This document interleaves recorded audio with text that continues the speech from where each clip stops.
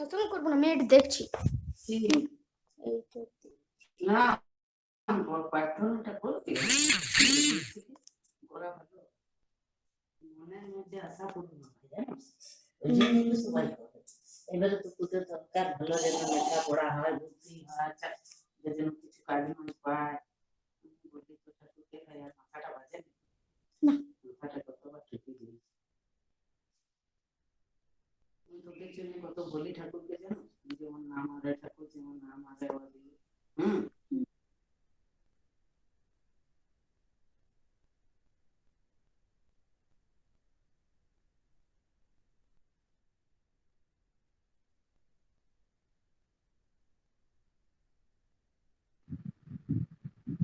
Vaya.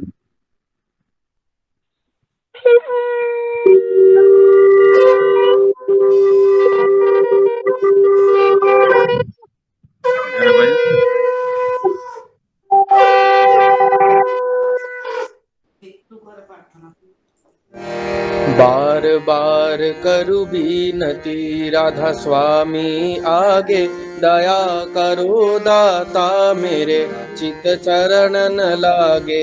जन्म जन्म रही भूल में नहीं पाया भेदा, काल करम के जाल में रही भोगत खेदा। जगत जीव भर मत फिरे नित चारों खानी, ज्ञानी जोगी बिल रहे सब मन की घानी। भाग जगा मेरा आदिका मिले सतगुरु आई, राधा स्वामी धाम का मोहि भेद जनाई।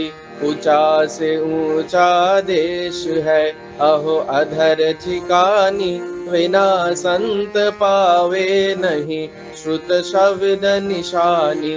राधा स्वामी नाम की मोहि महिमा सुनाई, बिरहव अनुराग जगाए के घर पहुँचो भाई। साधु संग कर सार रसो मैंने पिया वघाई, प्रेम लगा गुरु चरण में मन संतन आई। तड़प उठे वे कल रहूं कैसे पिया घर जाई, दर्शन रस नित नित लहूं गहे मन थिरताई। सूरत चढ़े आकाश में पर शब्द विलासा, धाम धाम निरखत चले पावे निज घर वासा। यह आशा मेरे मन वसे रहे चित्त उदासा, विनय सुनो कृपा करो दीजे चरण निवासा। तुम बिन कोई समरथ नहीं जस मागू दाना, प्रेम धार वर खा करो खोल अमृत खाना। दीन दयाल दया करो मेरे समरथ स्वामी, शुकर करू गावत रहूं नित राधा स्वामी। तुम बिन कोई समरथ नहीं जस मागू दाना, प्रेम धार वर खा करो खोल अमृत खाना। दीन दयाल दया करो मेरे समरथ स्वामी, शुकर करू गावत रहूं नित राधा स्वामी। शुकर करू गावत रहूं नित राधा स्वामी। बार बार करो जोर कर सविनय करूं पुकार, साधु संग मोहि देव नितो परम गुरु दातार। कृपा सिंधु समरथ पुरुष आदि अनादि अपार, राधा स्वामी परम पितो मैं तुम सदा आधार। बार बार बल जाऊं तन मन वरु चरण पार, क्या मुख ले मैं गाऊं मेहर करी जस कृपा करूं। धन्य धन्य गुरुदेव दया सिंधु पुराण धनी, नीत्व करूं तुम सेव अचल भक्ति मोहि देव प्रभु दीन अधीन अनाथो हाथ गहा तुम आन करो अब राखो नित साथो दीन दयाल कृपा निधि काम क्रोध मद लोभो सब विधि अवगुण हार में प्रभु राखो मेरी लाजो तुम द्वारे अब मैं परा राधा स्वामी गुरु समरथो तुम बिन और न दूसरा अब करो दया पर तुक सो तुम धारे ति विलंब क्यों दया करो मेरे सैया देवो प्रेम की दात दुख सुख कुछ व्यापे नहीं छूटे सब उत्पात दया करो मेरे सैया देवो प्रेम की दात दुख सुख कुछ व्यापे नहीं छूटे सब उत्पात बार बार करो जोर कर सविनय करूं पुकार साधु संग मोहि देव नितो परम गुरु दातार साधु संग मोहि देव नितो परम पितार दातार गुरुर्ब्रह्मा गुरुर्विष्णु गुरुर्देव महेश्वर गुरुरेव परम ब्रह्म तस्मै श्री गुरुवे नमः अखंड मंडलाकारं व्यक्तं येन चराचरं तत्पदं दर्शितं येन तस्मै श्री गुरुवे नमः अज्ञानतिमिरान्धस्य ज्ञानाञ्जनशलाकया चक्षुरुन्मीलितं येन तस्मै श्री गुरुवे नमः स्थावरं जङ्गमं व्याप्तं येन कृत्स्नं चराचरं तत्पदं दर्शितं येन तस्मै श्री गुरुवे नमः चिद्रूपेण परिव्याप्तं त्रैलोक्यं सचराचरं तत्पदं दर्शितं येन तस्मै श्री गुरुवे नमः न गुरुरोधिकं दत्तं न गुरुरोधिकं तपो तत्त्वज्ञानात् परं नास्ति तस्मै श्री गुरुवे नमः मन्नाथो श्री जगन्नाथ मद्गुरु श्री जगद्गुरु मदात्मा सर्वभूतात्मा तस्मै श्री गुरुवे नमः गुरुरादिर्नदीश्च गुरुपरं दैवतं गुरुपरोतरं नास्ति तस्मै श्री गुरुवे नमः ब्रह्मानन्दं परमसुखदं केवलं ज्ञानमूर्तिं दण्डातीतं गगनसदृशं दत्तमस्यादिलक्ष्यम् एकं नित्यं विमलं मचलं सर्वधी साक्षिभूतं भवातीतं त्रिगुणरहितं सद्गुरुं त्वं नमामि सद्गुरुं त्वं नमामि सद्गुरुं त्वं नमामि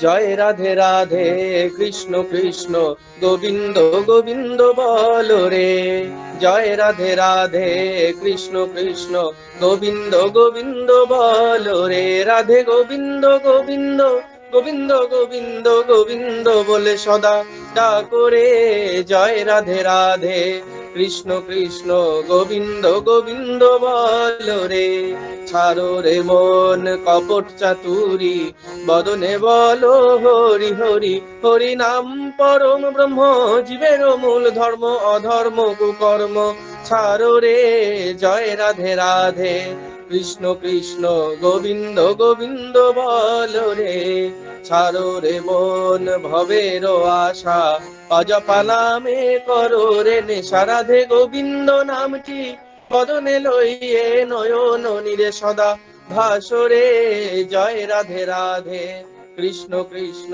গোবিন্দ গোবিন্দ বলো রে রাধে গোবিন্দ গোবিন্দ গোবিন্দ গোবিন্দ গোবিন্দ বলে সদা ডাকো রে জয় রাধে রাধে কৃষ্ণ কৃষ্ণ গোবিন্দ গোবিন্দ বলো রে ছাড়ো রে মন কপট চাতুরি বদনে বলো হরি হরি হরি বল হরি বল হরি বল হরি বল হরি বল হরি বল হরি বল হরি বল হরি বল হরি বল হরি বল হরি বল হরি বল হরি বল হরি বল হরি বল। হরি নাম পরম ব্রহ্ম, জীবের মূল ধর্ম, অধর্ম কুকর্ম ছাড়ো রে। জয় রাধে রাধে কৃষ্ণ কৃষ্ণ গোবিন্দ গোবিন্দ বল রে। ছাড়ো রে মন ভবের আশা, অজপা নামে করো রে নেশা। রাধা বল রাধা বল রাধা বল রাধা বল রাধা বল রাধা বল রাধা বল রাধা বল রাধা বল রাধা বল রাধা বল রাধা বল রাধা বল রাধা বল রাধা বল রাধা বল। রাধে গোবিন্দ নামটি বদনে লইয়ে নয়ন নীরে সদা ভাসরে। জয় রাধে রাধে কৃষ্ণ কৃষ্ণ গোবিন্দ গোবিন্দ বল রে। রাধে গোবিন্দ গোবিন্দ গোবিন্দ গোবিন্দ গোবিন্দ বলে সদা ডাকো রে। জয় রাধে রাধে কৃষ্ণ কৃষ্ণ গোবিন্দ গোবিন্দ বল রে। জয় রাধে রাধে কৃষ্ণ কৃষ্ণ গোবিন্দ গোবিন্দ বল রে।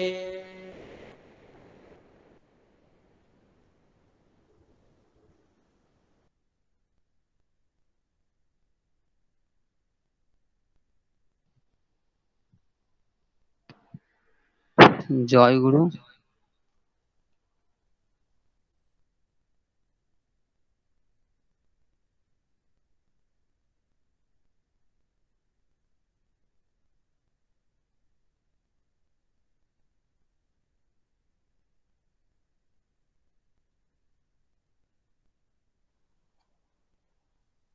আজ সৎসঙ্গ বিহার খাতড়ায় অনলাইনে সৎসঙ্গের আয়োজন করেছেন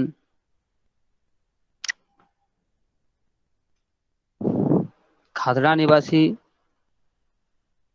পরম শ্রদ্ধেয় অজিত কুমার মন্ডলদা। তার মাতৃদেবীর মৃত্যু দিবস উপলক্ষে তৎসহ পরিবার পরিজন বিশ্ববাসীর মঙ্গল প্রার্থনায়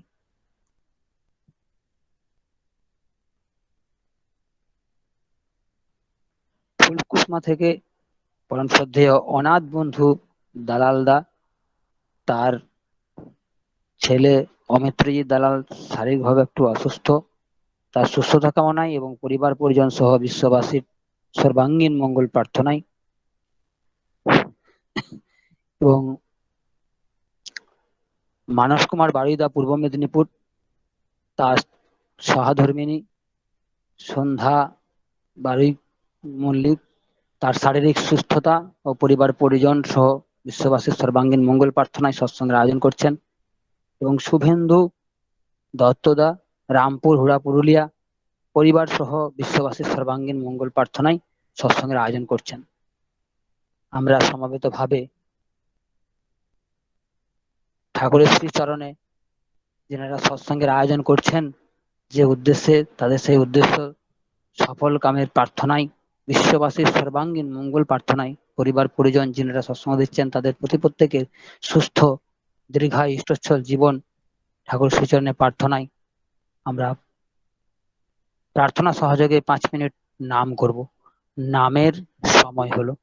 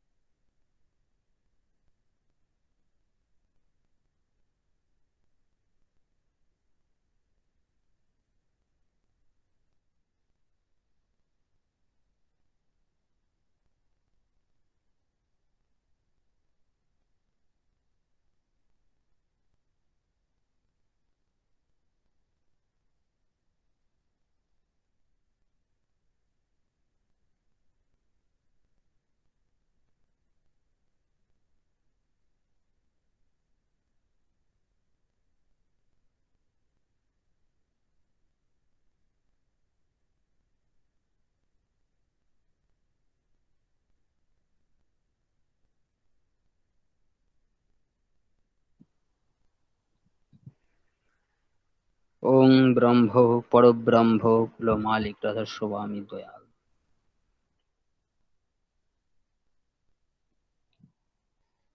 জয় গুরু সকলে।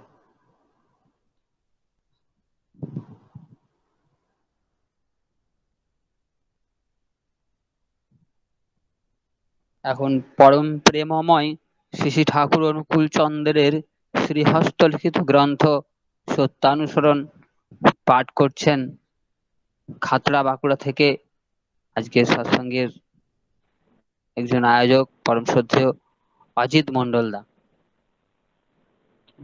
জয় গুরু। জয় গুরু। জয় গুরু।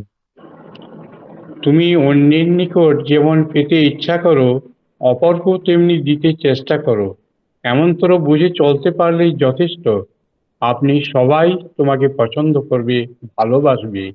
নিজে ঠিক থেকে সবাইকে যত সৎভাবে খুশি করতে চেষ্টা করো, দেখবে সবাই তোমাকে খুশি করতে চেষ্টা করছে। সাবধান, নিজত্ব হারিয়ে কাউকে খুশি করতে যেও না, তাহলে তোমার দুর্গতির সীমা থাকবে না। জয় গুরু। জয় গুরু। সত্যানুসরণের যে বাণীটি পাঠ হলো তার ইংরেজি অনুবাদ পাঠ করছেন পূর্ব মেদিনীপুর থেকে আজকের সৎসঙ্গের আরেকজন আয়োজক শিক্ষক পরম শ্রদ্ধেয় মানস কুমার বারুইদা। জয় গুরু, শোনা যাচ্ছে? জয় গুরু। হ্যাঁ, শোনা যাচ্ছে। Try to give others as you desire to have. To proceed with this understanding, much is enough. Everyone will like you and love you spontaneously. Being just, try to make everyone happy in an honest way. You will find that many are trying to make you happy. Be careful. Don't try to make anyone happy at the cost of yourself. Then your troubles will know no end. Jai Guru. জয় গুরু। এরপর শ্রী ঠাকুরের চলার সাথী গ্রন্থ পাঠ করছেন রায়পুর থেকে শ্রদ্ধেয় পাবক প্রসাদ মাহাতোদা।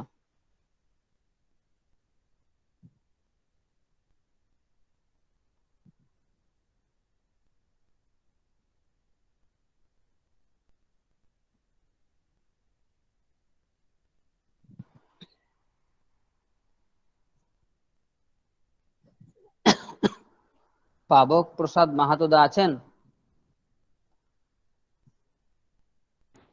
সম্ভবত ঢুকতে পারেননি মনে হচ্ছে। পরম প্রেমময় শ্রী শ্রী ঠাকুর অনুকূল চন্দ্রের চলার সাথী গ্রন্থ থেকে পাঠ। সার্থক সেবা।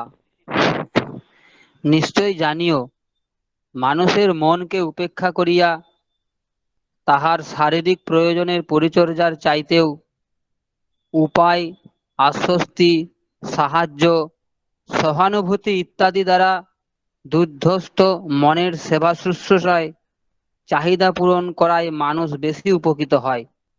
তুমি সেবা করিতে গিয়া প্রথমে তাহার মানসিক অবস্থা লক্ষ্য করিয়া চাহিদাকে আবিষ্কার করিও ও তাহারই ব্যবস্থা করিয়া বিবর্ধনে তদনুরূপ, যাহাতে সে সুস্থ ও সম্বর্ধিত হইতে পারে। তোমার ভাব, বাক্য, ব্যবহার, অর্থ ও সামর্থ্যকে যতটুকু সম্ভব সেবায় ন্যস্ত করিও। দেখিও, তোমার সেবা সার্থকে উল্লসিত হইবে, সাফল্যমণ্ডিত হইবে। বাণী সংখ্যা 103।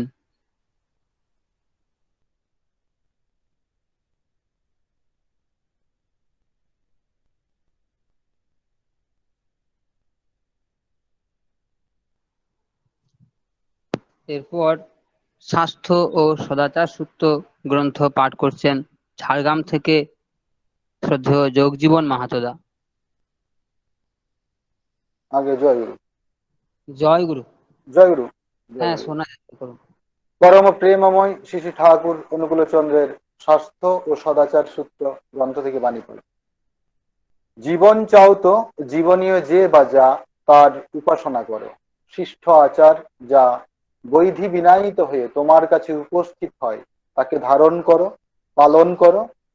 বিশিষ্ট নিবেশ নিয়ে ভেবে চিনতে সঙ্গতিশীল তাৎপর্যকে বের করে তাতেই তার আসন অটল করে রাখো। শত কষ্টের ভিতরেও তুমি স্বস্তিহারা হবে কমে। বাণী সংখ্যা ৫৪। জয় গুরু।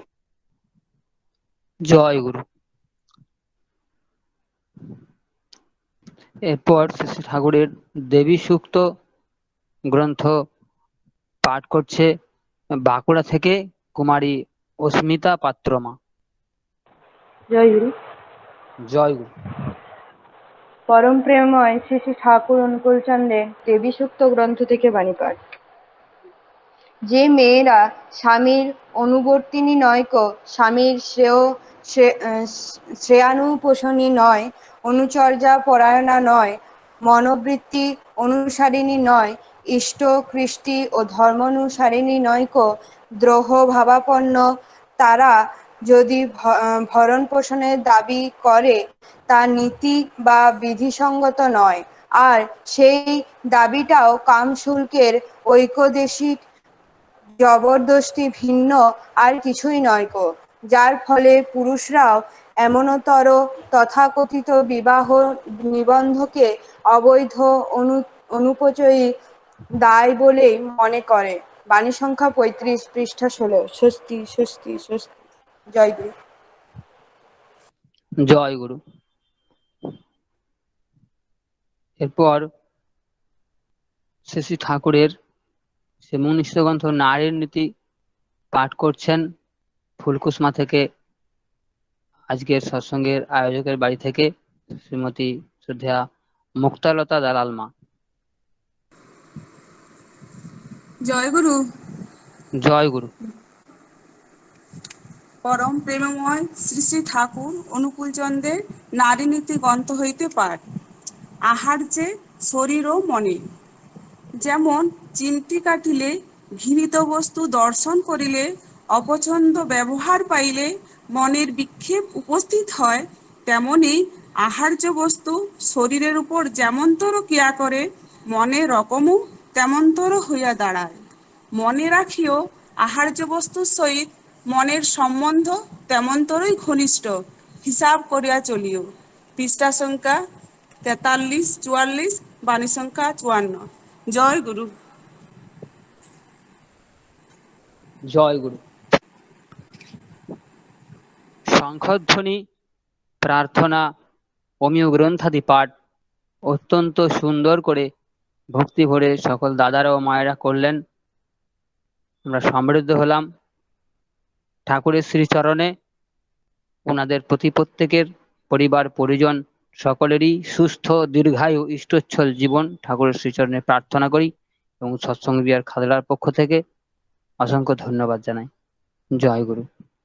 এখন একটি উদ্বোধনী সঙ্গীত ভক্তিগীতি পরিবেশন করছেন খাতড়া থেকে শ্রীমতী শিবানী মণ্ডল মা।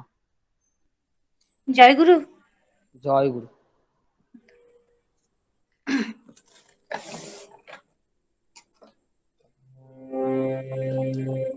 তোমার পায়ে আর রই যাব আমি, নদীতে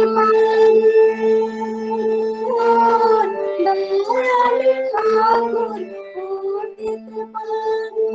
দয়াল ঠাকুর প্রিয় পরশা,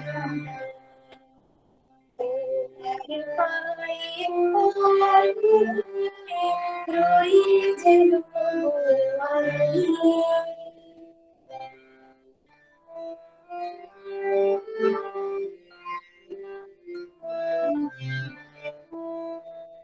তোমার করুণারি প্রাণ লভিষণ ছন্ন ছড়ে, তোমার করুণারি প্রাণ লভিষণ ছন্ন ছড়ে, ওছল করে বিশ্বরায়, ওছল করে বিশ্ব বিষধারায় মুক্তি বিলাও তুমি। অতীত পাবন দয়াল ঠাকুর, অতীত পাবন দয়াল ঠাকুর, প্রিয় পরম স্বামী। তোমার পায়ে অর্ঘ্য হয়ে ছিন্ন করে মায়ার বারণ, ষড়রিপুর কঠিন শাসন ছিন্ন করে মায়ার বাঁধন,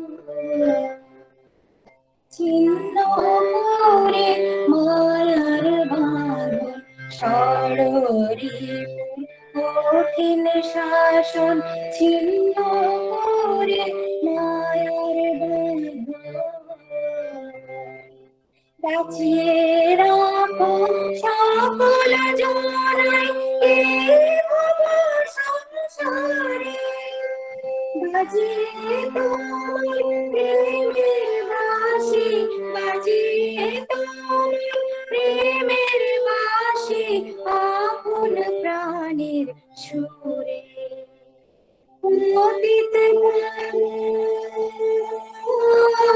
দয়াল ঠাকুর, অতীত পাবন দয়াল ঠাকুর, প্রিয় পরম স্বামী। তোমার পায়ে অর্ঘ্য হয়ে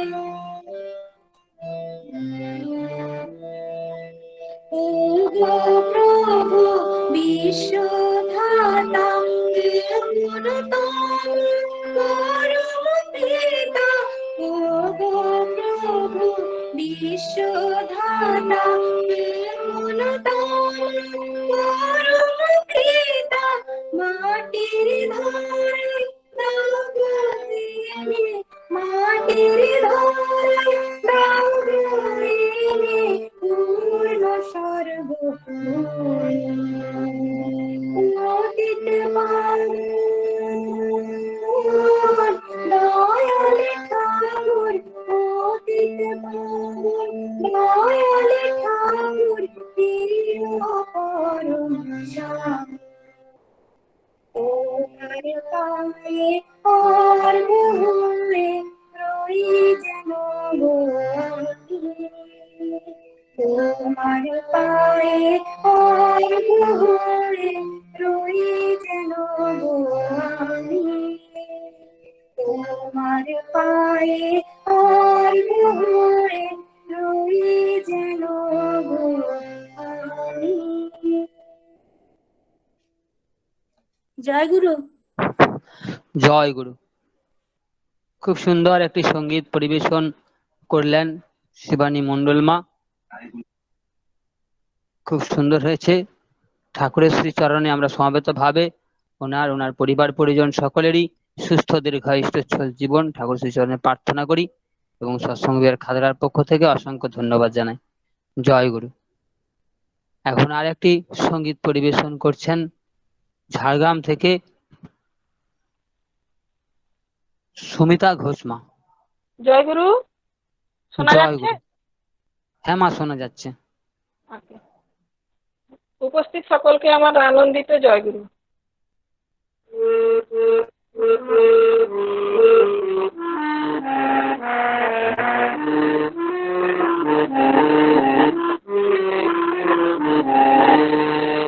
অসীম তুমি অরূপ গো, তোমার রূপের সীমানা নাই, অপরূপে ভুবন জুড়ে তারি প্রকাশ পাই।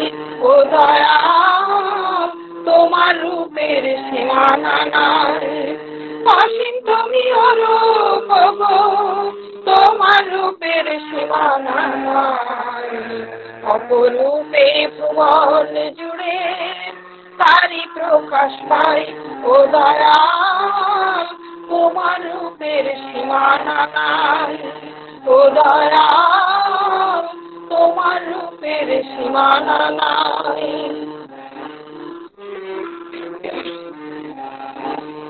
দয়াময়ী প্রভু আমার তোমার দয়ানন্দ নাই দয়াময় প্রভু আমার তোমার দয়ানন্দ নাই এখন আসি দয়ার করে তোমার পানি খাই ও দয়া তোমার দয়ার তুলনা নাই এখন আসি দয়ার করে তোমার পানি খাই ও দয়া তোমার দয়ার তুলনা নাই অসীম তুমি অরূপ তোমার রূপের সীমানা নাই অপরূপে ভুবন জুড়ে তারি প্রকাশ পাই ও দয়া তোমার রূপের সীমানা নাই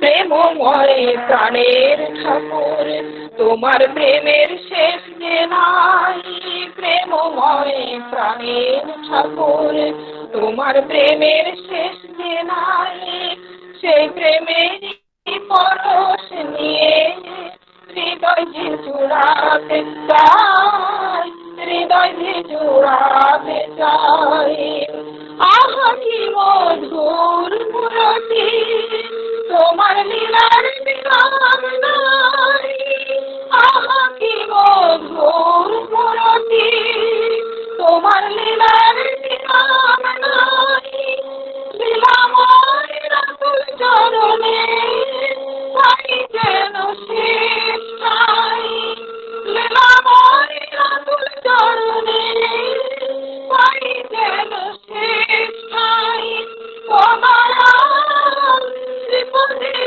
ভিক্ষা চাই ও দয়াল ত্রিপুরে ভিক্ষা চাই অসীম তুমি অরূপ গো তোমার রূপের সীমানা নাই অপরূপে ভুবন জুড়ে তারি প্রকাশ পাই ও দয়াল তোমার রূপের সীমানা নাই অসীম তুমি অরূপ গো তোমার রূপের সীমানা নাই অপরূপে ভুবন জুড়ে তারি প্রকাশ পাই ও দয়াল তোমার রূপের সীমানা নাই ও দয়াল তোমার রূপের সীমানা নাই ও দয়াল তোমার রূপের সীমানা নাই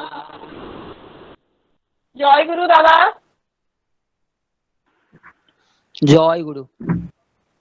অত্যন্ত সুন্দর মনোমুগ্ধকর একটি সঙ্গীত পরিবেশন করলেন সুমিতা ঘোষমা।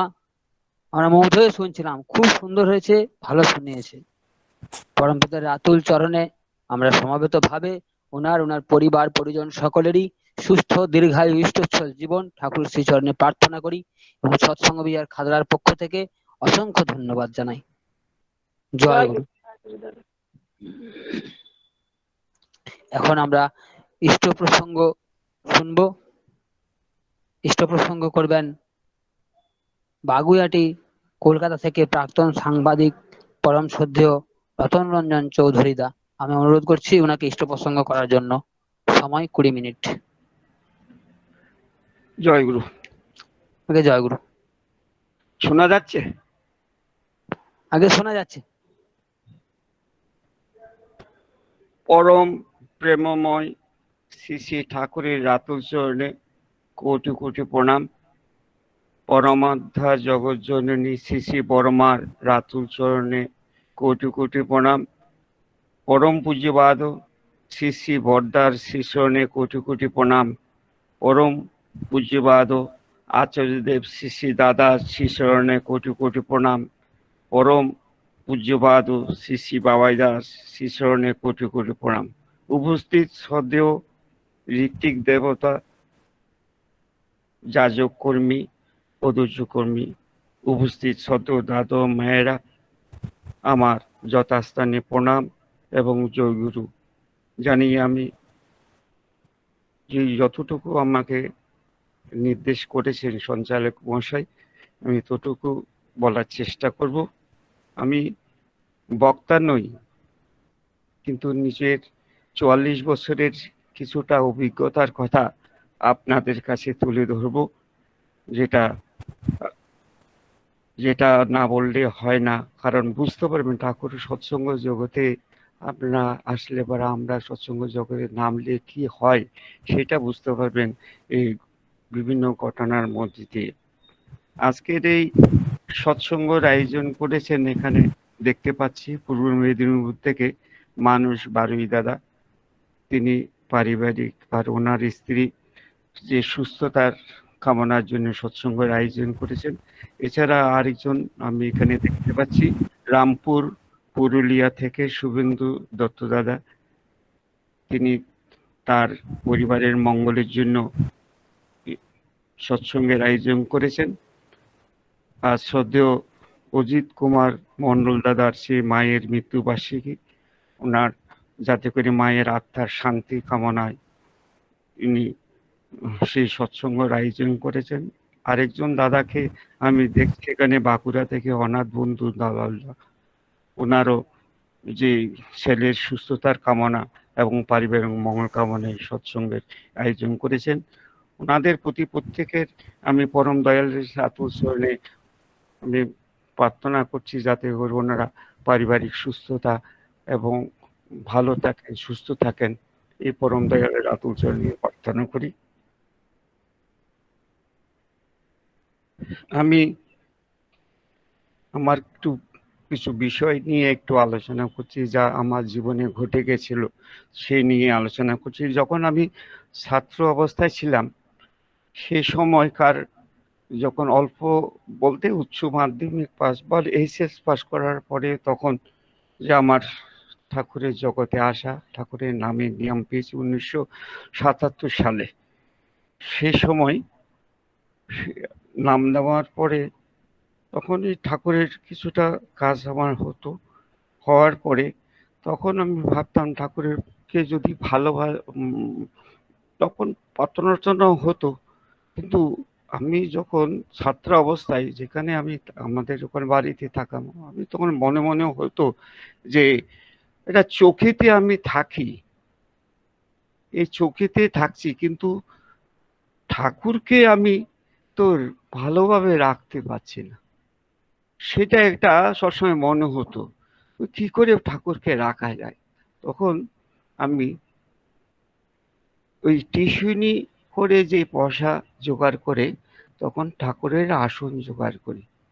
আপনারা হয়তো পূজ্যপাদ বাবাইদার কথা শুনেছেন, মধ্যগ্রামে তিনি বলেছেন যদি আমাদের একটা ঘরও যদি থাকে, সেই ঘরে যদি অনেকজনের যে বাসও করে, তিনি বললেন যে অনেক ফলের পেটি আছে, পেটিগুলো হয়তো হয়তো ফলগুলো হয়তো বিক্রি হয়ে যায়, সেই পেটিগুলো সংগ্রহ করে ওখানে ভালো সুন্দর করে কাগজ দিয়ে মুড়ে যদি দেওয়ালের সাথে ছাটিয়ে দেওয়া হয়, ওখানে যদি সুন্দর করে যদি ঠাকুরকে রাখা হয়, তাহলে যাতে করে খুব সুন্দর করে রাখা গেলে তাহলে কি হয়, তাহলে হয় কি আমাদেরই সেই মঙ্গল হবে।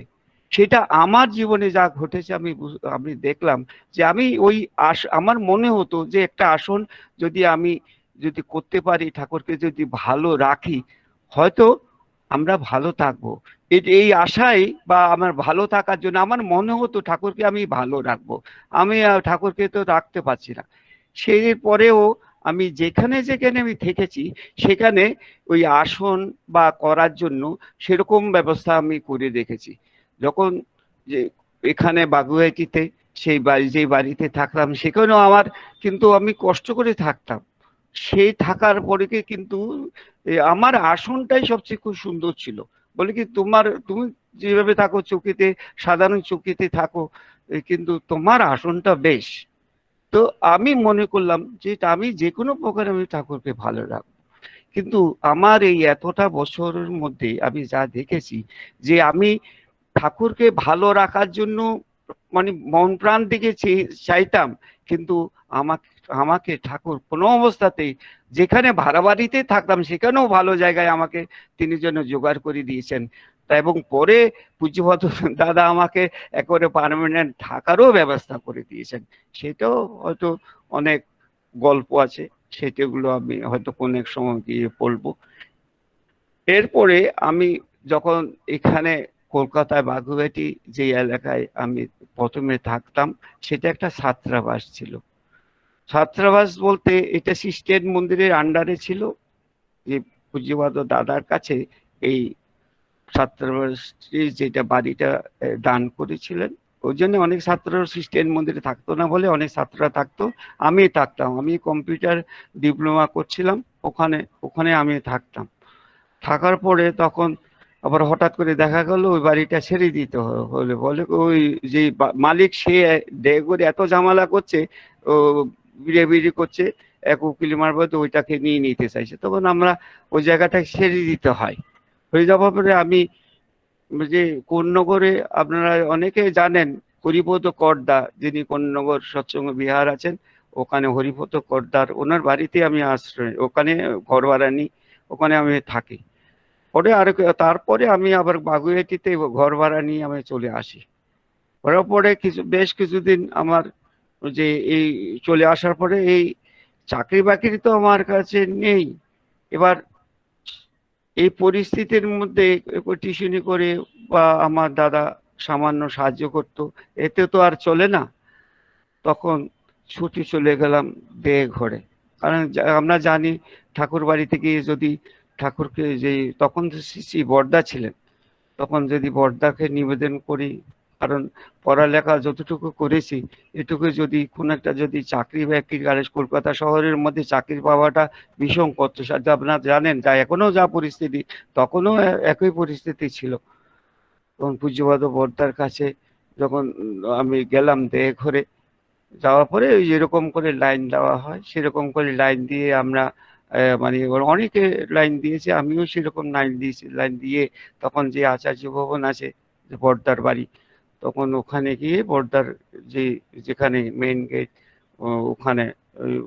ওখানে গিয়ে পৌঁছালাম। তখন অজিত গাঙ্গুলি দাদা ওখানে ছিলেন, দাঁড়িয়ে থাকতেন। ওখানে সবাই যার কথাগুলো থাকতো সে কথাগুলো শুনতেন। তখন আমি গিয়ে অজিত গাঙ্গুলি দাকে নিবেদন করলাম পূজ্যপাদ বর্দাকে জানানোর জন্য যে আমি তো এখন বেকার ছেলে, কিছুই তো মানে চাকরি বাকরি নেই, কি করব। সেরকম এরকম করে নিবেদন করলাম পূজ্যপাদের জন্য বর্দাকে যেন জানিয়ে দেয়। বর্দা তো বসে আছেন যে ভেতরে, যে চৌকিতে বসে আছেন, অজিত গাঙ্গুলি তা গেটের মধ্যে দাঁড়িয়ে আছেন। তখন নিবেদন করার পরে তখন অজিত গাঙ্গুলি দা পূজ্যপাদ বর্দাকে জানানোর পরে তখন অজিত গাঙ্গুলি দা আমাকে বললেন যে বর্দা বললেন যে তোমাকে ওই শ্রী দাদার কাছে যাওয়ার কথা। তখন এখন যেমন হয় দাদার কাছে গেলে বাবাইদার কাছে পাঠিয়ে দেওয়া হয়, ঠিক ওরকমই দাদা তখন ক্যান্টিনে বসতেন। তখন ওখানেও বর্দার বাড়িতেও যদি ভিড়টা বেশি হতো, দাদার ওখানে ভিড়টা কম হতো। তখন যেহেতু বর্দার নির্দেশে আমি ওরকম শ্রী দাদার কাছে চলে গেলাম। তারপরে দাদাকে দেখে আমার এত ভালো লাগলো যে কল্পনা করা যায় না, অপরূপ সুন্দর দেখতে, ভালো কি এখনো যে বাবাই দাদাকে দেখলে অপরূপ সুন্দর, তখনও পূজ্যপাদ দাদা অপরূপ সুন্দর, অপরূপ কথাবার্তা। এরকম যারা হয়তো সেই সময় দেখেছে শ্রী পূজ্যপাদ দাদাকে, তখন তারা বুঝতে পারবে। তখন আমি নিবেদন করলাম, করার পরে যে ওনার আশীর্বাদে আমার 1 মাসের মধ্যে চাকরি হয়ে যায়। আমি সংবাদপত্রে সংবাদ প্রতিদিন, আপনারা অনেকে জানেন যে ডেইলি কাগজ সংবাদ প্রতিদিনে আমি ওখানে যোগদান করি।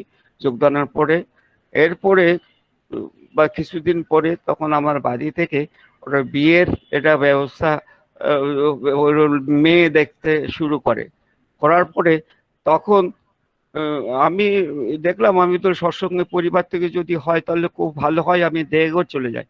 দেওঘর যাওয়ায় তখন আমি ওখানে ঠাকুর বাড়ির ওখানে প্রণাম নিবেদন করে তখন দেখা যায় যে আমি ওই যে গ্যারেজ ঘরের ওখানটায় তখন আপনারা সবাই জানেন যে আমাদের শ্রদ্ধেয় ব্রহ্মপ্রসাদ দাসদা মানে সত্যি বর্মদার সাথে আগে তখন শিষ্টের মন্দিরে থেকে ওনার সাথে পরিচয় ছিলেন।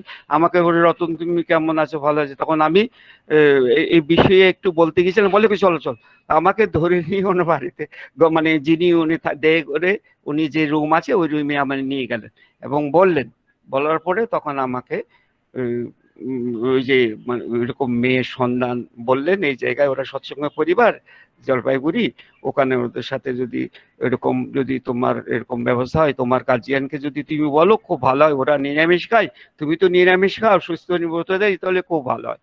জলপাইগুড়ি হাকিমপাড়া ওদের ওখানের ওদের সাথে বর্মদা সব ব্যবস্থা করে দিলেন। পূজ্যপাদ দাদার আশীর্বাদ নিয়ে তখন বিয়ে হয়। বিয়ের মানে বছর কানেকের মধ্যে তখন আমার ওয়াইফ আমার স্ত্রী তখন অসুস্থ হয়ে পড়ে।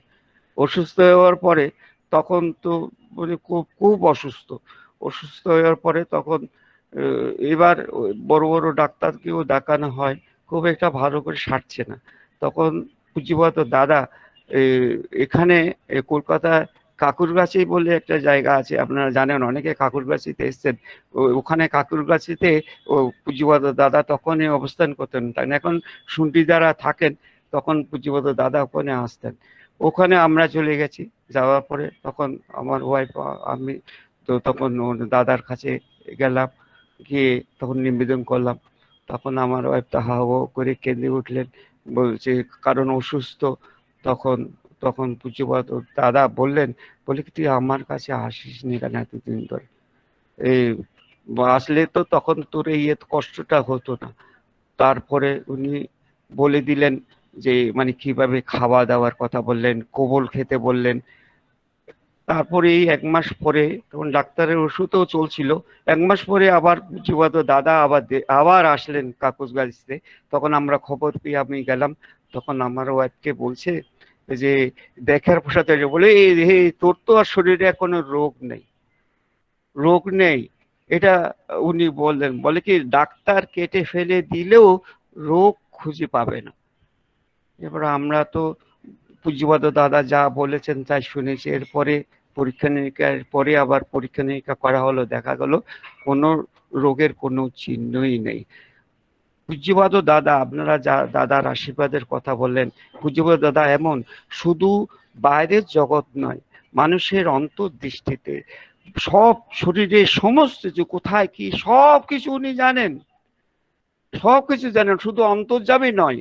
যে উনি একজন দেখুন, একজন রোগী যদি অসুস্থ হয়ে পারে, একজন ডাক্তার, সে ডাক্তার কি বলে বিভিন্ন পরীক্ষা নিরীক্ষা করা, কিন্তু পূজ্যপাদ দাদা বলে দিলেন শরীরে কোনো রোগ নেই। পরে দেখা গেল পরীক্ষা নিরীক্ষা করা হলো, কোনো রোগ খুঁজে পাওয়া যায়নি। কিন্তু আগে অসুস্থ ছিল, পরে 1 মাস পরে সেই আবার সেই এত মানে কোনো কি রয়ে গেছে, কোনো রোগ নেই।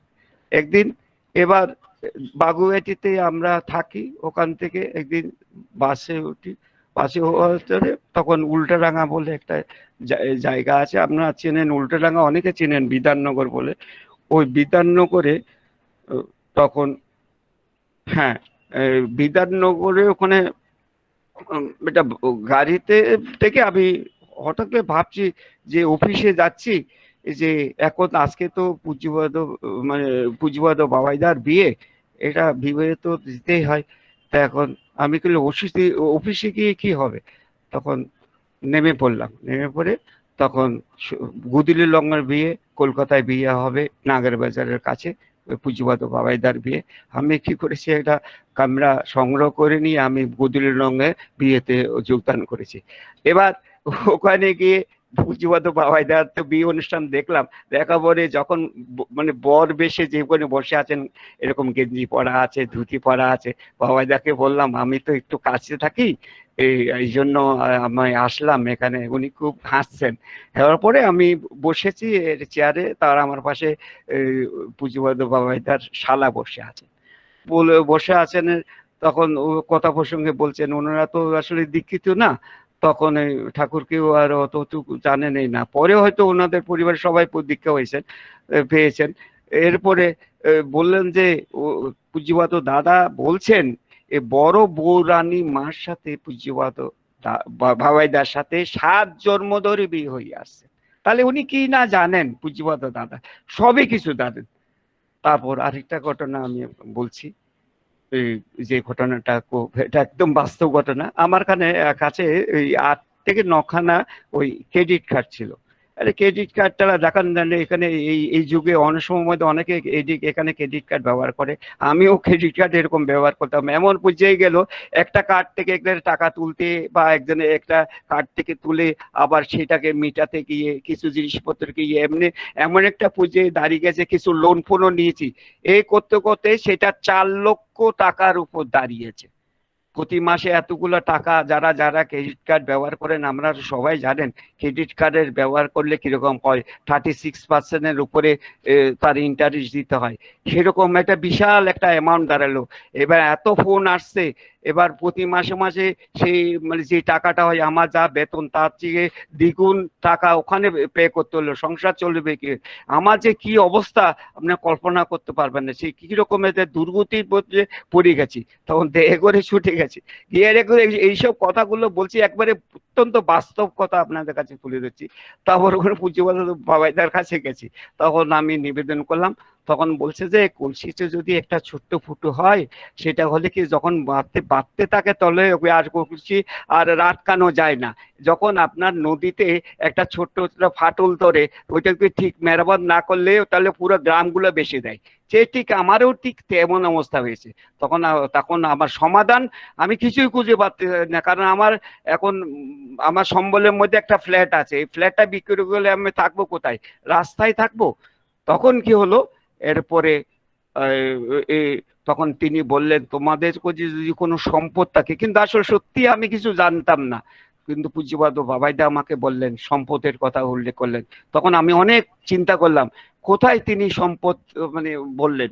তখন আমি পরে ভাবলাম আমার মায়ের কিছু সম্পদ ছিল, যে জমি ছিল, তারপর ওই মায়ের জমিটা প্রায় জমিটা 10 লক্ষ টাকা দিয়ে বিক্রি করে তখন আমার 4 ভাই, আমি ম্যাক্সিমাম টাকা নিয়েছি 4 লক্ষ টাকা, আর বাকি ভাইয়েরা আর 3 ভাই বাদ বাকি টাকাটা নিয়েছে, আর পুরো টাকাটা আমাকে শোধ দিয়ে এইভাবে আমাকে পূজ্যপাদ বাবাইদা রক্ষা করলেন বাবার।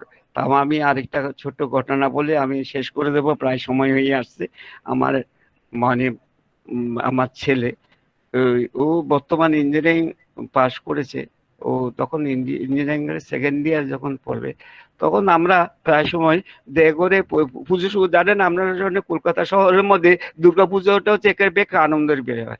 এখানে কিন্তু এখান থেকে কেউ আর বিভিন্ন জায়গা থেকে আসে পুজো দেখার জন্য, কিন্তু আমরা কি করতাম, আমরা ওই সপ্তমীর দিন দেগরে চলে যেতাম এবং সেই 4 দিন ধরে দেগরে কাটাতাম, দাদার কাছে বসে থাকতাম, ও দেগরে কাটাকালে। তখন তো সেই বাবাই দাদা তখন তো সেই দুর্গাপুজো শুরু করেননি, তখন থেকেও আমরা সেভাবে যেতাম। পরে তো আবার দুর্গাপুজো শুরু হয়ে গেল, তারপর ওখানে যেতাম। 1 বছর কি হলো সেই পুজোতে যাওয়া হলো না, কি উছিলা হতো বারণ, বুঝতে পারলাম না আমরা কি কারণে, ছেলে যেতে চাইছিল না। তখন সারা রাত ধরে ছেলে এই কলকাতা শহরের এই প্রান্ত থেকে ও প্রান্তকে ঠাকুর দর্শন করে বেড়ালো, সারা রাত ধরে ঘুরে বেরিয়েছে। বেড়ার পরে এবার ওখানে বৃষ্টি বাদল হয়েছে, হওয়ার পরে কোন সময় ডেঙ্গু আক্রান্ত হয়েছে। ডেঙ্গুতে বুঝতে পারছি না, রাত্রে একদিনের পরে দেখা গেলো ছেলে বমি করছে, নানা একটা উপসর্গ দেখা যাচ্ছে, পরে দেখা যাচ্ছে ছেলে 4-5 জ্বর। তখন এটা এফএক্স বলে একটা এখানে নার্সিংহোম আছে, নার্সিংহোম কাম হাসপাতাল, ওইটাখানে ওইটা প্রাইভেট। তখন ডেনেন্দিয়ার ওখানে ভর্তি করায় দেখেন আপনারা যাদের ডেঙ্গু হয় আপনার তাদের কি অবস্থা হয় জানেন তো? ওখানে প্লেটলেটটা যখন ডেঙ্গু তখন ওখানে রক্ত শূন্য করে দেয়, অতএব প্লেটলেট তখন ওর নামতে কোথায় গিয়ে দাঁড়িয়েছে 38,000-এ এসে নামে মানে দাঁড়িয়েছে। তাই এরপরে 20,000-এর পরে নিচে নেমে গেলে ওকে রক্ত দিতে হয়, এরকমই মানে এরকম নিয়ম। এবার ঝটঝট করে নেমে যাচ্ছে। এবার পূজ্যপাদ বাবাইদার কাছে কি করব, এবার এখান থেকে আমরা তো একেবারে পাগল হয়ে গেছি, একটা মাত্র ছেলে। এখন তখন শ্বশুর বাড়ি দিয়ে তখন পূজ্যপাদ বাবাইদাকে নিবেদন করা হলো। তখন পূজ্য বাবাইদা তখন খোঁজ খবর নিলেন কোথায় ভক্তি আছে, কেমন আছে, সদা প্রিয় বসুদার সাথে ওনার আন্ডারে আছে, তারপর সব জানলেন এবং উনি নির্দেশ দিলেন ওই যেন ওই নার্সিংহোমে থাকে। সেখানে গিয়ে দেখেন যখন পূজ্যপাত বাবাই দাদা যখন জিনিসটা হাতে নিলেন তখন 2 দিন ধরে 38,000-এর মধ্যে স্টিল দাঁড়িয়ে রয়েছিল, এরপরে আর উঠছেও না নামছেও না। মানে কি অদ্ভুত! তখন পূজ্যপাত দাদা যেই হস্তক্ষেপ করলেন বাবাই দাদা, তখন এটা আস্তে আস্তে করে প্লেটলেট উঠতে থাকে। আজকে যে একমাত্র পূজ্যপাত বাবাইদা যদি দয়া না করতেন তাহলে আমরা ছেলেকে আমরা ফিরে পেতাম না। এই আমি আর বেশি কিছু না, আপনারা এই যে দাদা বাবাইদার কথা আমি বললাম, হয়তো কোনো সময় যদি সময় সুযোগ আছে হুইন দাদার কথাও বলবো, আর আরো অনেক ঘটনা আছে বলবো। আজকে তো আমাকে যে সময় আছে প্রায় শেষ হয়ে গেছে, এজন্য আপনারা সবাই ভালো থাকবেন, ঠাকুরকে গভীরভাবে ভালোবাসবেন এবং আপনারা মন প্রাণ দিয়ে ভালোবাসবেন, ঠাকুরকে মাথায় নিয়ে চলবেন। এই করোনা টরোনা কিছু এসে যায় না, গভীর বিশ্বাস করবেন, গভীর বিশ্বাস করবেন, তারপর আপনার ভিতরে ভক্তি এবং শ্রদ্ধা গজাবে, আর শ্রদ্ধা আর ভক্তি যদি থাকে আপনার ভিতরে প্রেম জগাবে। প্রেম জাগলেই তখন আপনি গভীরভাবে তখন ঠাকুরকে আর ছাড়তে পারবেন না। নেশা করে ফেলেন, ঠাকুরকে আঁকড়ে ধরে রাখেন, ঠাকুর ছাড়া কোনো উপায় নাই। এই বর্তমান পরিস্থিতি থেকে একমাত্র নাম ঠাকুরকে আঁকড়ে ধরে রাখেন, কোনো শক্তি আপনাদেরকে পরাভূত করতে পারবে না। জয় গুরু, সবাই ভালো থাকবেন, সুস্থ থাকবেন, পরম পিতার আলোচনে প্রার্থনা জানি। জয় গুরু। কোনো সময় যদি সময় পাই তাহলে সুযোগ হয় আপনারা, আমি আরো অনেক ঘটনা আছে আমি আপনাদের কাছে তুলে ধরব। জয় গুরু। অবশ্যই আমরা ছবি দেখা গেল না। অত্যন্ত সুন্দরভাবে সহজ সরল ভাবে যেভাবে ইষ্ট প্রসঙ্গ করলেন, আর ওনার জীবনের যে ঠাকুরের দয়া, এইভাবে প্রত্যেকটা মানুষকেই তিনি অহেতুকই দয়া করছেন। তার অপার করুণায় আমরা সবাই সুস্থ আছি, ভালো আছি। তার দয়া ছাড়া আমরা কেউ ভালো থাকতে পারি না। তিনি যে একটা কথা বললেন যে অকাট্য টান ভালোবাসার মধ্যে দিয়ে চললে করোনা কেন কেউই কিছু করতে পারে না। ঠাকুরটা বানিয়েছে সব প্রবৃত্তির অর্থ থাকে ইষ্ট কার্য লয়ে, সে সন্ন্যাসী সেই তো যোগী কাল নত যার ভয়। আমাদের সমস্ত বৃত্তি দিয়ে, সমস্ত সত্তা দিয়ে, সমস্ত কিছু দিয়ে আমরা তাকে খুশি করব, তার ইচ্ছা পরিপূরণ করব, তার কাজ করব, এটাই আমাদের জীবনের একমাত্র ব্রত হওয়ার সংকল্প নিয়ে আমাদের চলতে হবে। তাহলে আমরা সব পরিস্থিতির মধ্যে ভালো থাকতে পারবো। সত্যি খুবই ভালো লাগলো, সমৃদ্ধ হলাম। অত্যন্ত সুন্দর ইষ্ট প্রসঙ্গ করেছেন। আমরা পরমপিতার রাতুল চরণে উনার পরিবার পরিজন সকলেরই সুস্থ দীর্ঘায়ু ইষ্টচ্ছল জীবন ঠাকুর শ্রী চরণে প্রার্থনা করি এবং সৎসঙ্গ বিহার খাদরার পক্ষ থেকে অসংখ্য ধন্যবাদ জানাই। আবারও আমরা ওনার কাছ থেকে আরো ঘটনা শুনবো, পরবর্তীকালে যোগাযোগ করব। জয় গুরু। এখন আরেকটি সঙ্গীত পরিবেশন। জয় গুরু দাদা, জয় গুরু। এখন আরেকটি সঙ্গীত পরিবেশন করছেন কুচবিহার থেকে শ্রদ্ধেয় মিঠুন তরফদার দা। জয় গুরু। জয় গুরু। सोच समझ कर चलो रे बंदा, ये संसारन जाना है, ये संसारन जाना है।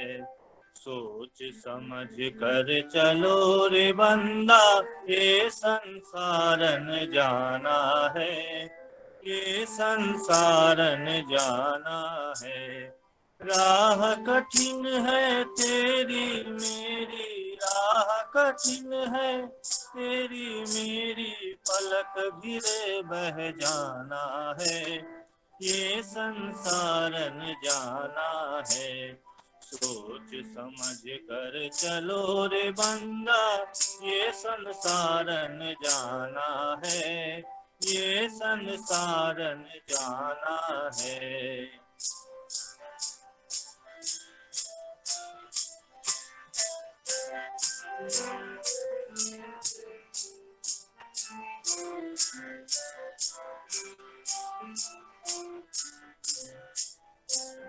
मन चंचल के साथ न परना, प्रीत जगत का संग न धरना। मन चंचल के साथ न परना, प्रीत जगत का संग न धरना, मोह जाल में उलझ पुलझ कर,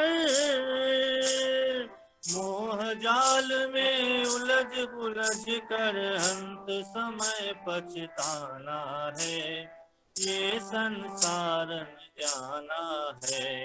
सोच समझ कर चलो रे बंदा, ये संसार न जाना है, ये संसार न जाना है।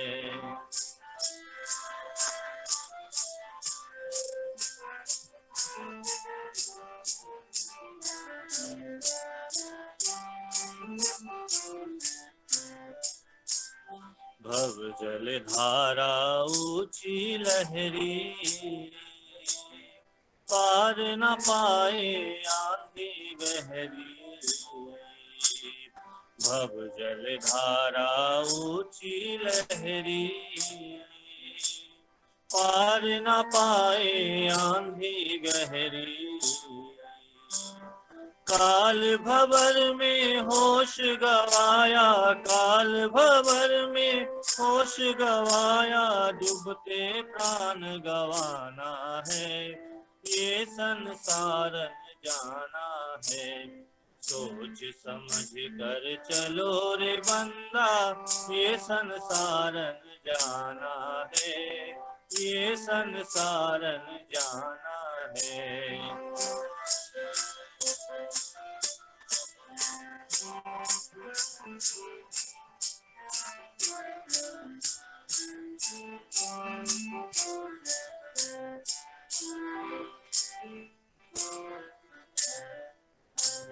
सुमिरन कर ले नाम गुरु का, परम दयाल पुरुषोत्तम का।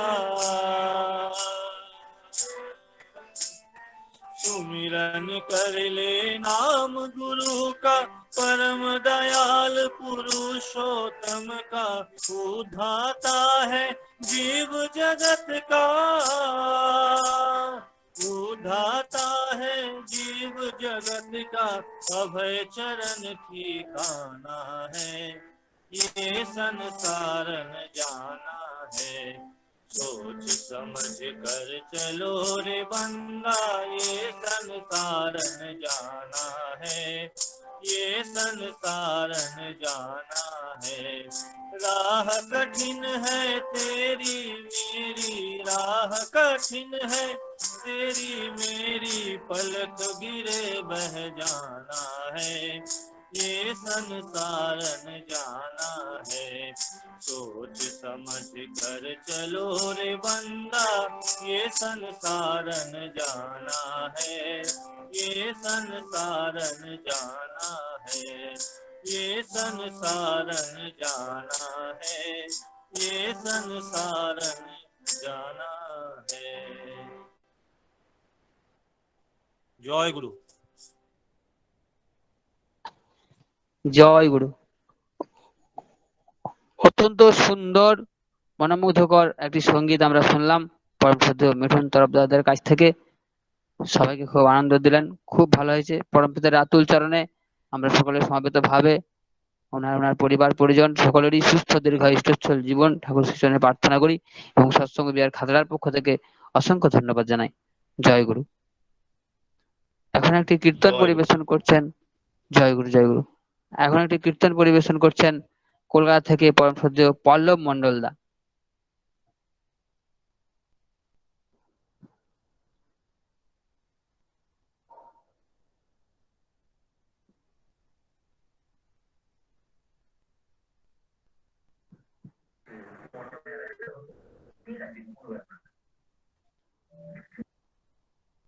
পল্লব দা আছেন?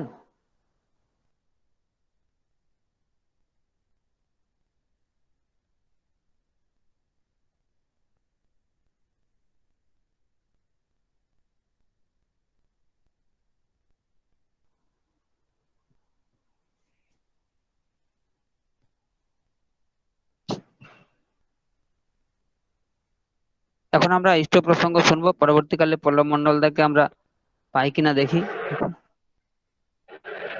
এখন ইষ্ট প্রসঙ্গ করছেন পরম শ্রদ্ধেয়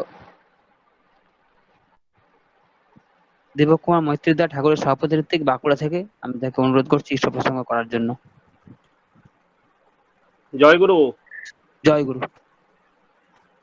এ কতক্ষণ বলবো? 20 মিনিট। আচ্ছা। পরম প্রেমময় শ্রী শ্রী ঠাকুর অনুকূল চন্দ্রের শ্রীচরণে কোটি কোটি প্রণাম। পরমারাধ্যা জগজ্জননী শ্রী শ্রী বড়মায়ের শ্রীচরণে কোটি কোটি প্রণাম। পরম পূজ্যপাদ শ্রী শ্রী বরদার শ্রীচরণে কোটি কোটি প্রণাম। পরম পূজ্যপাদ আচার্যদেব শ্রী শ্রী দাদার শ্রীচরণে কোটি কোটি প্রণাম। পরম পূজ্যপাদ বাবাইদার শ্রীচরণে কোটি কোটি প্রণাম। উপস্থিত খাতরা সৎসঙ্গ অনলাইনে ঠাকুরের পাঞ্জাদারি কর্মীবৃন্দ, ইষ্টপ্রাণ দাদারা, করুণাময়ী মায়েরা, ছোট ভাই বোন, যথাযোগ্য স্থানে প্রণাম শ্রদ্ধা ও আনন্দিত জয়গুরু। এতক্ষণ আমরা এই অনুষ্ঠানের বিভিন্ন ভক্তদের মাধ্যমে তৎক্ষণাৎ থেকে বাণীপাঠ থেকে ঠাকুরের গান এবং ঠাকুরের কথা শুনছিলাম। খুব ভালো লাগছিল, শুনতেই ভালো লাগে আমার। তো এখন কিছু আলোচনা করার নির্দেশ এসছে, চেষ্টা করছি আমি। পরমপিতা তিনি বিশ্বপিতা, সকলের পিতা তিনি। পিতা কথাটা এসছে পুষ ধাতু থেকে, যার অর্থ হচ্ছে পূরণ করা। এই বিশ্বের প্রত্যেকটা সৃষ্টিকে সর্ববিষয়ে যিনি পরিপূরণ করেন, তাই তিনি হচ্ছেন সেই পুরুষোত্তম, যে মানুষের ব্যক্তি জীবন, পরিবার জীবন, সমাজ জীবন, রাষ্ট্র জীবন তথা আন্তর্জাতিক জীবন, আবার একটা জীবনেই কত বিষয়, সমস্ত বিষয়ের সঠিক পরিপূরণ তিনি করেন। তাই তাকে বলা হয় বৈশিষ্ট্যপালী আপুরেয়মান। এই সৃষ্টির মধ্যে মানুষ হচ্ছে সব থেকে শ্রেষ্ঠ জীব।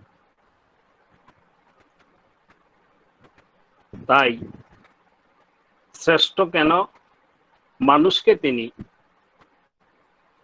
মান আর হুঁশ দিয়ে তিনি পাঠিয়েছেন। মানুষই আদর্শ কেন্দ্রিক চলায়, তাকে ভালোবেসে তার নির্দেশ পরিপালন করে সে মহামানব বা দেবত্বে উন্নীত হতে পারে। আর এই মানুষই খেয়াল খুশি মতো চলতে গিয়ে সে নরকের চরমেও যেতে পারে। তাই মানুষের উপরই তিনি এটা ছেড়ে দিয়েছেন যে মানুষ কি করবে। তাই ঠাকুর এক জায়গায় বলছেন, সুনীতি বা সুনিয়ম কাহাকেও বাধ্য করে না, যে তুমি ঈশ্বরীয় পথে চলবে, পিতা মাতাকে শ্রদ্ধা ভক্তি করবে, পারিপার্শ্বিককে নিয়ে চলবে, নাকি তুমি তোমার খেয়াল খুশি মতো মন গড়া রকমে চলবে, সেটা তোমার ব্যাপার। তাহলে যদি তুমি আদর্শ কেন্দ্রিক হয়ে তার পথে চলো, তাহলে তার ফল পাবে। আর যদি তার বিপরীত গতিতে চলো, ঠাকুর বলছেন ইষ্ট, তার বিপরীত হচ্ছে অনিষ্ট। ইষ্ট হচ্ছে মঙ্গল, আর মঙ্গলের পথে চললে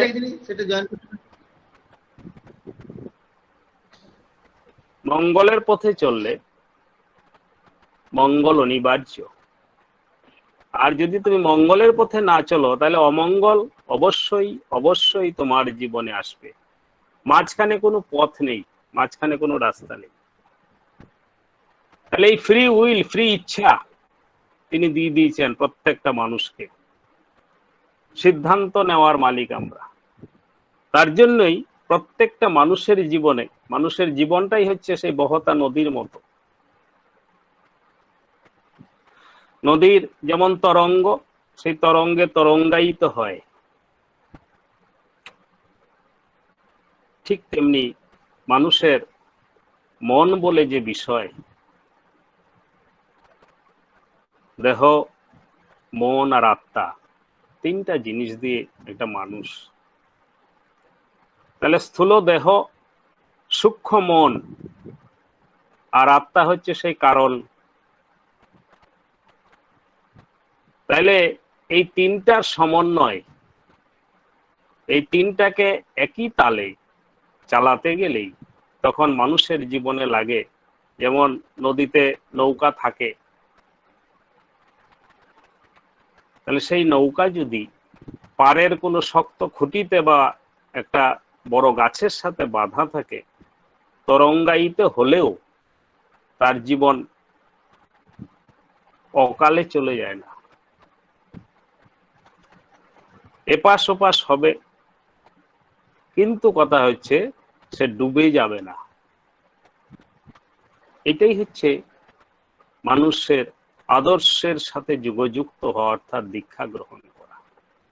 ঠাকুর বলছেন না যে সদ্গুরু অবলম্বন করে থাকো, ভয় নাই, মরবে না, তবে কষ্টের জন্য রাজি থাকো। আমাদের প্রত্যেকটা মানুষের এই স্মৃতি এবং চেতনা, পারিপার্শ্বিকের যে সংঘাত, পারিপার্শ্বিকের সংঘাত অনুকম্পা, এর ভিতর দিয়েই কিন্তু আমরা চলি। তাহলে আমরা সব সময় কি চাই? আমরা সব সময় চাই ভালো, অপরের কাছ থেকে ভালো ব্যবহার চাই, সবকিছু ভালো চাই, কিন্তু চাইলেই তো আর পাওয়া যায় না।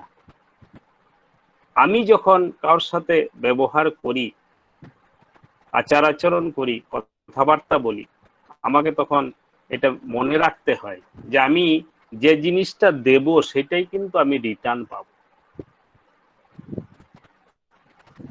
আমি যদি প্রীতি, ভালোবাসার সম্পর্ক করি মানুষের সাথে, তাহলে আমি পরিণামে কিন্তু সাধারণত সেইটাই রিটার্ন পেতে পারি।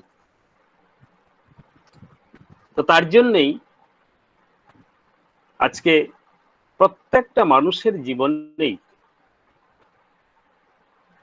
এই জিনিসটা দরকার যে আমরা লেখাপড়া শিখতে পারি, অর্থ উপার্জন করতে পারি, কিন্তু কথা হচ্ছে যদি আমার জীবনটা সেই পুরুষোত্তমের সাথে শক্ত করে বাধা না থাকে, তাহলে কখন আমার জীবনের কোন বৃত্তি প্রবৃত্তি কোথায় নিয়ে ফেলবে তার কোনো ঠিকানা নেই,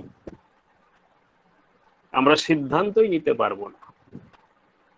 তার জন্যেই জীবনের শুরুতেই এই জিনিসটা লাগে, না হলে কিন্তু সেটা মানুষ নিজেও বুঝতে পারে না যে সে ঠিক পথে চলছে না বেঠিক পথে চলছে। তার জন্যই ঠাকুর বলছেন, ভগবানের বাঁধনে যদি বাধা না পড়ো, শয়তানের বাঁধনে বাধা পড়বেই কোনো না কোনো রকমে। তাহলে আমাদের এই যে ঠাকুর বললেন যে ইষ্ট ধরে চললো যে বাজিমাত করলো সে, আর ইষ্ট ছেড়ে চললো যে জ্যান্ত মরা রইল সে। ইষ্ট ছেড়ে যে চলছে সে জ্যান্ত হলো মরা, মৃতবৎ, মরার মতো তার জীবনটা, কোন রকম বেঁচে আছে। সেই জীবনে শান্তি নাই, সে জীবনে আনন্দ নাই, সে জীবনে তৃপ্তি নাই। কেমন আছেন দাদা? আর কেটে যাচ্ছে কোন রকম, আছি আর কি, কিন্তু কখনো সে তার মুখ দিয়ে কখনো বেরোচ্ছে না যে ঠাকুরের দয়া ভালো আছে। কেন? এই স্বাদই সে পায়নি, আর বলবে কেমন? তাই আজকে আমরা যারা ঠাকুর ধরেছি, অন্তত এতটুকু ঠাকুরকে ভালোবেসে তার দয়া অনুভব করছি, আমরা বুক ফুলিয়ে বলতে পারি যে যত পরিস্থিতি, যত রকমের বিপদ আসুক, সমস্যা সংকুল হোক, আমরা কিন্তু ঠাকুরের দয়ায় ঠিক আছি, ভালো আছি। সমস্ত অশুভ পরিস্থিতিটাকে শুভে বিনায়িত করাটাই হচ্ছে ভাগ্যবানের লক্ষণ। ঠাকুর বলছেন যে কোনো ঘটনা বা পরিবেশকে নিজের অস্তিত্বের অনুকূলে একটান করে তুলতে পারে যে, তাকেই বলা যায় ভাগ্যবান লোক। তাহলে আমরা এতদিন কি জানছিলাম? ভাগ্যবান মানে কিছু একটা পেয়ে যাওয়া, না করে যে কোনো ভাবে কিছু একটা মিরাকেলি কিছু সে পেয়ে গেল, টাকা পয়সাই হোক, লটারি হোক বা অন্য কিছুই হোক, তার প্রাপ্তি যুগ ঘটলো, তখনই বলছে না আমার কপালটা খুব ভালো, কি ভাগ্যবান লোক, এত কিছু পেয়ে গেল না করেই।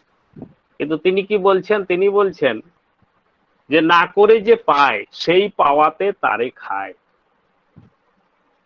তাহলে আমি করলাম না অথচ পেলাম, মানে কি ওই পাপটিটাই আমার জীবনের অঘটন ঘটাবে, আমার জীবনটাকে তছনছ করে দিবে। তার জন্যই এই যে একটা নতুন ডেফিনেশন ঠাকুর দিলেন, ভাগ্যবান কথার অর্থটা বললেন এইটাই, যে যে ঘটনা এবং পরিবেশকে নিজের অস্তিত্বের অনুকূলে একটান করে তুলতে পারে, তাকেই বলা যায় ভাগ্যবান। তাহলে সেটা কখন সম্ভব হয়? যখন আমরা সেই শ্রেয়নিষ্ঠা, আনুগত্য, প্রীতিসম্বেগ নিয়ে আমরা যখন সহ্য, ধৈর্য, অধ্যাবসায় নিয়ে আচার্য কেন্দ্রিক হয়ে চলার চেষ্টা করি, তখনই কিন্তু সেটা সম্ভব, অন্যথা কিন্তু নয়। তার জন্য আমরা দেখেছি বহু এরকম ঘটনা যে মানুষের জীবনের পরিস্থিতি এমন একটা জায়গায় চলে গেছে যে সে এখানে থেকে উদ্ধার পাওয়ার আর কোনো ধরনের কোনো রাস্তা বা সুযোগ তার জীবনে নাই, সে মুখ দেখাতে পারছে না।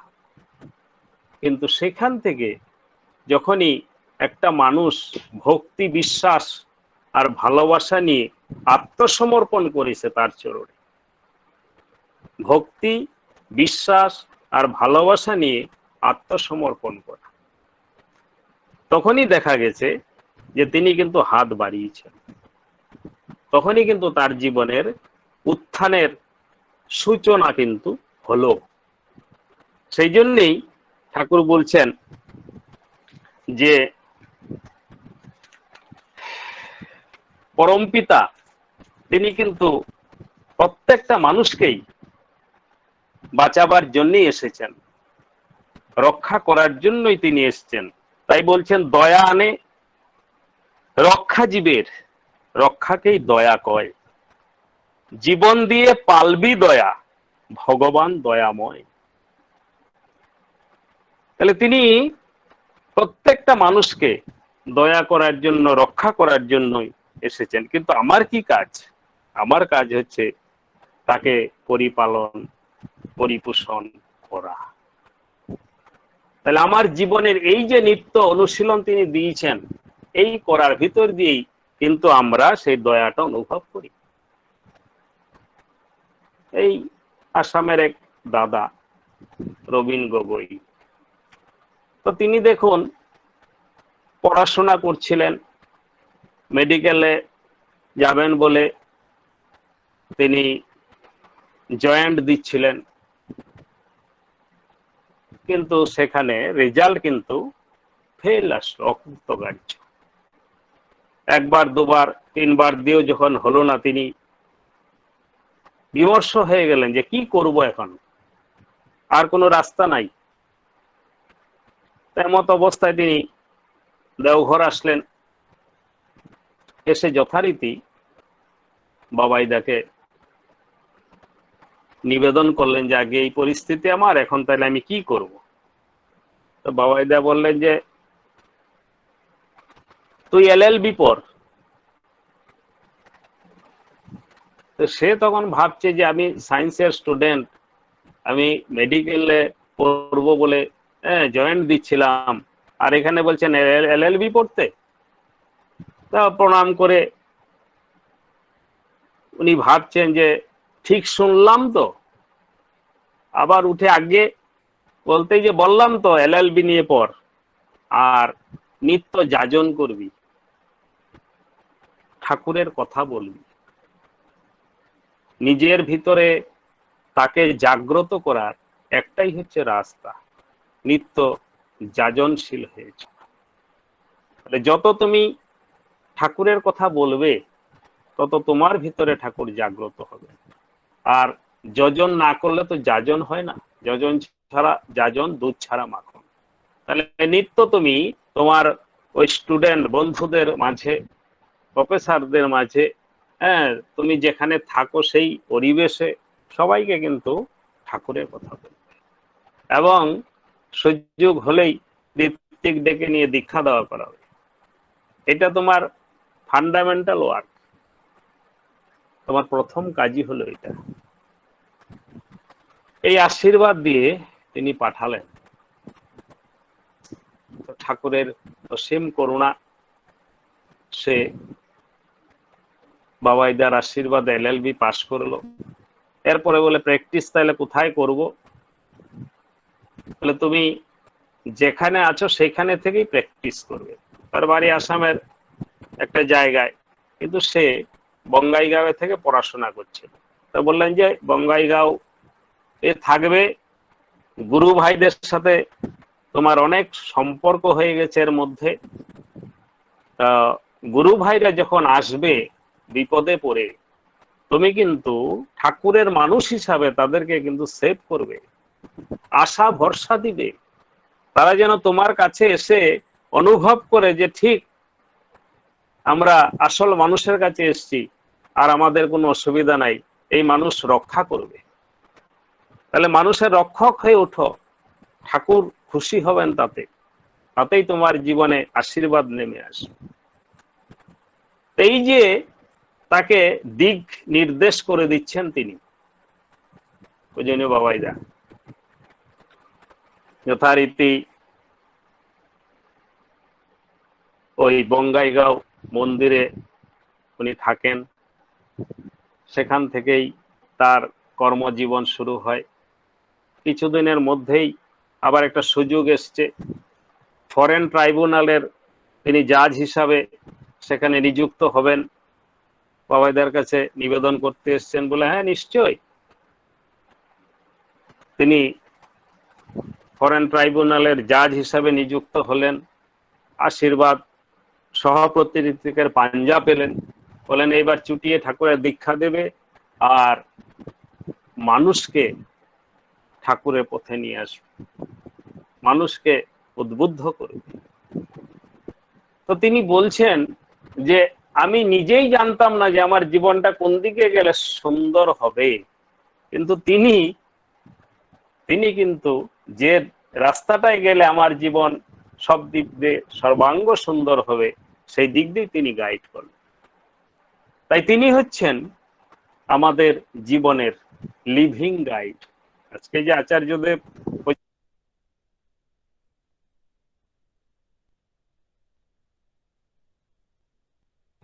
মিউট হয়ে গেছে, দীপকদা। এখনই হলো নাকি? হ্যাঁ, কয়েক সেকেন্ড এখনই। তাহলে এই যে তিনি পাশ করলেন, তিনি এখানে তাকে নির্দেশ দিলেন এই বঙ্গাইগাঁও কোর্টে জয়েন করতে। আবার তিনি যে সুযোগ পেলেন যে ফরেন ট্রাইব্যুনালের জাজ তিনি হলেন, তার আশীর্বাদে আবার সভাপতি ঋত্বিকের পাঞ্জা পেলেন, এবং চুটিয়ে ঠাকুরের কাজ করার আশীর্বাদ দিলেন। এবং এই যে কর্মের ভিতর দিয়ে তিনি যে আনন্দ অনুভব করলেন, এইটা প্রকাশ করা খুব মুশকিল, ভাষা নাই। তেমনি করেই প্রত্যেকটা মানুষের জীবনেই তিনি কিন্তু লিভিং গাইড। তাই যে বলছেন বিপাক পথে হাত ধরে যে চলার কায়দা শিখিয়ে দেয়, তাকেই জানিস গুরু বলে, অভয় পথে সেই তো নেই। আজকে লাখো লাখো কেন কোটি কোটি মানুষ তাদের জীবন দিয়ে সেটা কিন্তু তারা অনুভব করছেন। তাই প্রতিটা মুহূর্তেই আমরা তার দয়া অনুভব করি। সেই জন্যেই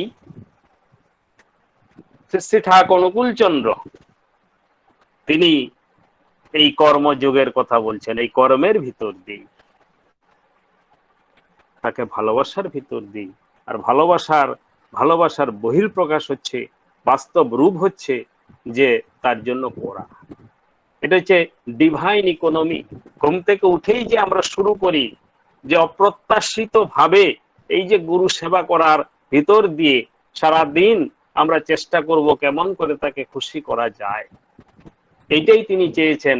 এই ডিভাইন ইকোনমি যদি ফলো করা না যায়, তার জন্য যদি করা না যায়, পরিবেশের জন্য যদি করা না যায়, তাহলে কিন্তু আমরা ভালো থাকতে পারবো না, আমাদের থাকাটা সাবলীল হবে না। তার জন্যই একবার লক্ষ্মী বলছেন নারায়ণকে যে দেখো এই মানুষটা এত কষ্ট পাচ্ছে, তো তুমি ওকে কিছু দাও, শরীর অসুস্থ, ভিক্ষা করতে পারছে না, হ্যাঁ কিছু একটু দাও। তখন নারায়ণ বলছেন যে দেখো ওকে দিলেও ও কিন্তু পাবে না বা ভোগ করতে পারবে না। বলে সেটা আবার কেমন কথা? বলে হ্যাঁ, ওর কর্মফলে নাই। তাহলে কি? বলে যে না, তো একবার দাও না তুমি, আমি দেখি না। তো সেই ভিখারি যখন যাচ্ছেন রাস্তা দিয়ে, তার একটু সামনেই নারায়ণ কিছু মূল্যবান জিনিস ফেলে দিলেন।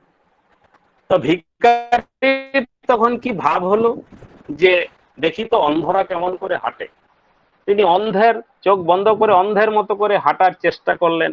বেশ কয়েক পা এগিয়ে গিয়ে ওই যে মহামূল্যবান জিনিস নারায়ণ দিয়েছিলেন সেটা পার হয়ে গিয়ে তিনি দীর্ঘ নিঃশ্বাস ফেলে বলছেন, বেশ তো, হ্যাঁ অন্ধরা খুব কষ্ট করে হাঁটে। তো লক্ষ্মীকে তখন বলছেন যে দেখো আমি যে বললাম, আমি যে জিনিসটা দিলাম সে কিন্তু ওইটা অন্ধের ভাব ধরে ওইটা পার হয়ে চলে গেল, ওইটা কিন্তু পড়ে রইল। তার কারণ কি? তার কারণ হচ্ছে যে সে শুধু প্রকৃতির কাছ থেকে নিয়ে যাচ্ছে, ভোগ করছে।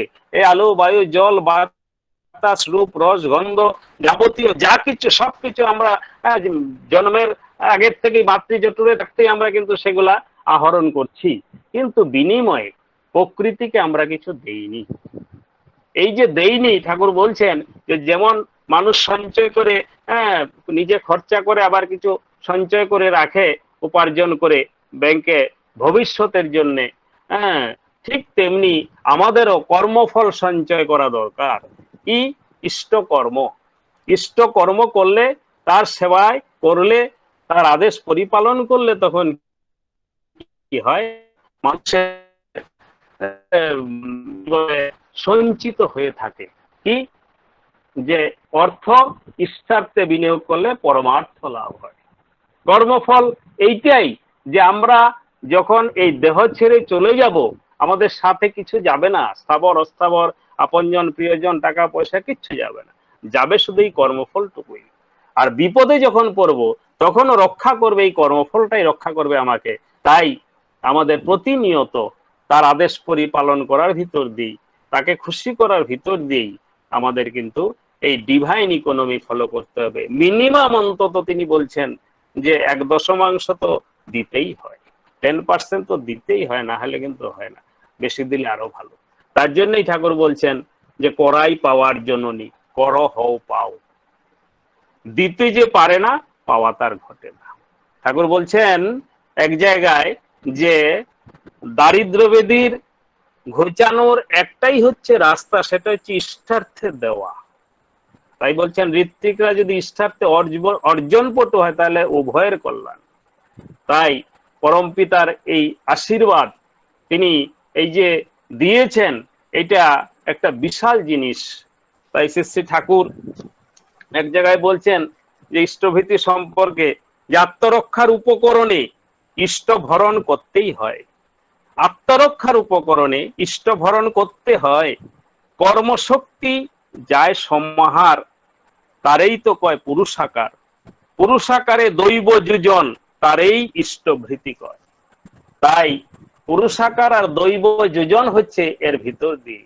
তাই পরম পিতার কাছে প্রার্থনা এইটাই যে আমরা প্রতি মুহূর্তে তাকে খুশি করার চেষ্টা করি আমাদের জীবন দিয়ে অকপট ভাবে।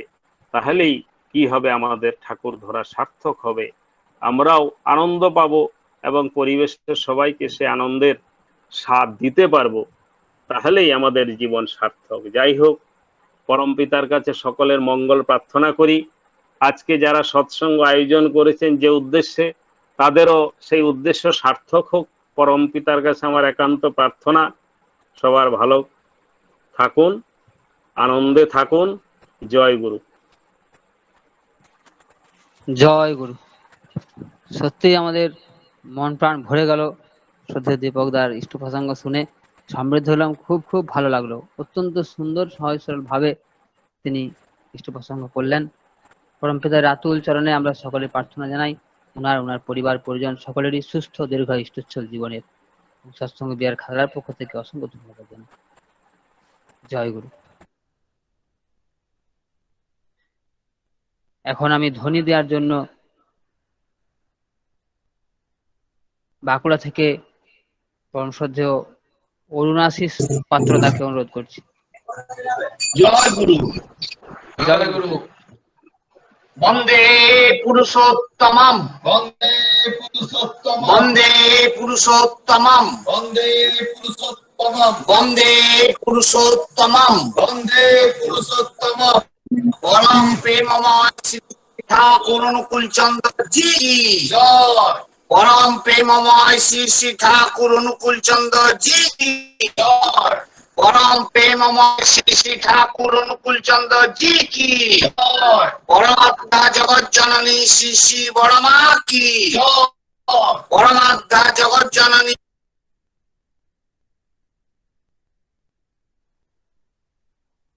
একটু আনমিউট করুন, আনমিউট করুন, মিউট হয়ে গেছে।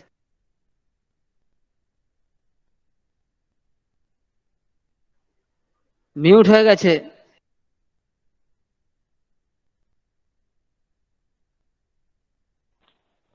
শোনা যাচ্ছে না, মিউট হয়ে গেছে।